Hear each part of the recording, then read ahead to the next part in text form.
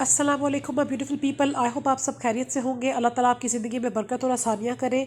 आज आपके साथ एक इम्पॉर्टेंट टॉपिक शेयर करने जा रही हूँ जो कि आजकल जिस तरह के क़यामत करीब है, ये फितना बहुत कॉमन है और बहुत देखने में नज़र आता है कि हर तरफ एक अफरा तफरी है। एक ज़िंदगी की दौड़ में आगे बढ़ने का जो एक कह सकते हैं एक मैच शुरू हुआ है, और उस दौड़ में इंसान कोई आखिरत के बारे में, किसी कामयाबी के बारे में नहीं सोच रहा। वो सिर्फ सोच रहा है कि मैं पैसे कैसे जमा करूं, मैं बंगला गाड़ी जायदादें कैसे बनाऊं, और मेरे पास बस जितना पैसा हो सके उतना पैसा आ जाए और नथिंग एल्स।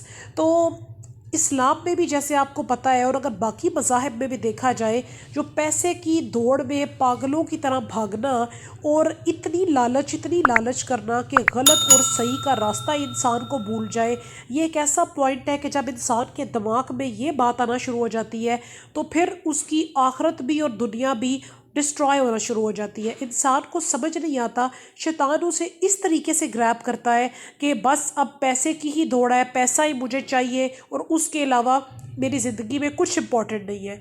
मैं इसके मुतल्लिक आपके साथ एक वाक़या भी शेयर करना चाहती हूँ, ठीक है, जो कि एक बहुत बड़ी दलील है उन लोगों के लिए कि जो अपनी ज़िंदगी में बहुत ज़्यादा पैसा जमा करके बैठे हुए हैं, ठीक ठाक वो किराए जमा कर रहे हैं, ठीक ठाक जायदादें बनाई हुई हैं, ढेर सारा जेवर इकट्ठा किया हुआ है, और वो ये समझते हैं कि अगर हम उस पे से अल्लाह की राह में दे रहे हैं तो इट्स ऑल राइट, हमारा हिसाब नहीं होगा।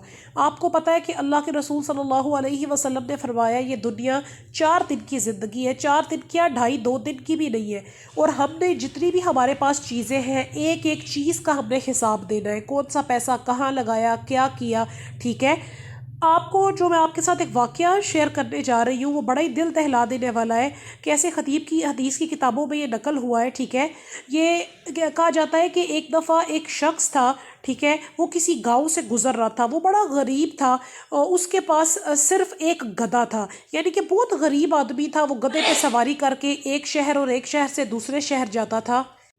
तो वो कहते हैं कि वो एक दफ़ा एक शहर से गुज़रा जहाँ पे उस शहर वालों का बादशाह जो है ना, उसका इंतकाल हो गया था। तो बादशाह ने अपने मरने से पहले वसीयत की थी कि जब मुझे आप कब्र में दफन करें तो मेरे साथ किसी आदमी को भी दफन करें। अगर उस आदमी ने एक दिन और एक रात मेरे साथ कब्र में गुजार लिया तो आप उसको इस शहर का बादशाह बना देना। जब वो वहाँ से गुजरा, लोगों में ये चहल पहल हो रही थी, लोग डर रहे थे कि भाई मुर्दे के साथ पूरी रात पूरा दिन कौन दफन हो सकता है। तो उस आदमी ने, वो सादा सा आदमी था, जाहिल सा गाँव का, उसने कहा कि आप मुझे बादशाह के साथ दफना दें। अगर मैंने 24 घंटे गुजार लिए उसकी लाश के साथ कब्र के अंदर तो मुझे इस मुल्क की जो सल्तनत है, मुझे बादशाहत मिल जाएगी। उसके दिल में लालच आ गया तो उन लोगों ने ऐसे किया, बादशाह के साथ उसको दफना के ऊपर से कब्र बंद कर दी। अभी कहते हैं कि आधी रात का पहर भी नहीं गुजरा था कि उस कब्र से जोर जोर की आवाज़ें आने लग गई। जब लोग गए तो उन्होंने कब्र खोली और देखा तो उन्होंने कहा तुम डर गए हो, तुम तो बड़े बहादुर बन रहे थे। तो उस आदमी ने कहा कि मैं इस बात से नहीं डरा कि मेरे साथ बादशाह की जो है ना लाश दफन है, मैं इस बात से डरा हूँ कि मैंने उस आदमी का, उस बादशाह का हिसाब होते हुए देखा है। मैं तो एक गधे का हिसाब नहीं दे सका, तो बाकी ये बादशाहत और इन सब का हिसाब मैं कहाँ से दूंगा। अब वल्लाह आलम उसने कब्र के अंदर ऐसा क्या देखा, लेकिन उसके ये अल्फाज थे कि मैं एक गधे का हिसाब नहीं दे सकता तो इस इतनी बड़ी बादशाहत का मैं हिसाब कैसे दूंगा। हालांकि वो शख्स जिंदा था, वो फोत नहीं था हुआ, और वो कब्र के अंदर था। शायद जो फरिश्ते, वल्लाह आलम, गैब का इल्म सिर्फ अल्लाह के पास है, अगर वो फरिश्ते उस बादशाह का हिसाब लेने आए थे, उन्होंने हो सकता है कि उस आदमी से भी पूछा हो कि तुम्हारी मलकियत में एक अदद गधा है, तुम उससे क्या काम लेते हो, किस पर्पस के लिए उसको यूज़ करते हो। तो वो आदमी इतना डरा हुआ था कि उसने कहा कि मैं तो गरीब, बिल्कुल वो आदमी था जिसके कपड़े भी फटे पुराने थे, उसने कहा मैं तो एक गधे का हिसाब नहीं दे पाया। तो बादशाह तो सल्तनत तो बड़ी दूर की बात है। तो मेरे बहनों भाइयों के ये इस वाक़ये से हमारे लिए एक नसीहत है, एक रिमाइंडर है कि अगर हम दुनिया की जो पैसा है, दौलत है, उसको जमा करते ही जा रहे हैं, करते ही जा रहे हैं, हमारे जेहन में है जी, अक्सर लोगों की फैमिलीज़ में भी कोई ना कोई बाहर होता है या कोई बाहर जाने का सोचते भी हैं, तो माइंड में सिर्फ ये होता है कि और पैसा इकट्ठा करना है और जायदाद बनानी है।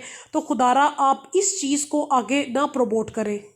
یہ بات درست ہے کہ انسان نے اپنے ریسورسز اپنے بچوں کے لیے، ٹھیک ہے، لوگ جمع کرتے ہیں، اس میں کوئی مذائقہ نہیں ہے، جس طرح مہنگائی کا دور ہے یہ کرنا بھی چاہیے، لیکن ایک پیسے کی دھن میں لگ جانا، اتنا پیسہ اکٹھا کرنا، اس کے انبار لگاتے جانا، جائیدادوں پہ جائیدادیں بناتے جانا، دو پل کا انسان کو وسع نہیں ہوتا کہ آج ہم ہیں اور کل ہم ہوں گے یا نہیں ہوں گے، جیسے بڑے بوڑھے اکثر کہتے ہیں، اور سامان اتنا اکٹھا کر لیتے ہیں آنے والوں کے لیے کہ اگر آگے ہماری نسلوں کو سکون آرائش ملے تو یہ بات یاد رکھیں، پیسہ آپ اکٹھا کر رہے ہیں تو حساب بھی آپ نے دینا ہے، آنے والی نسلوں نے نہیں دینا۔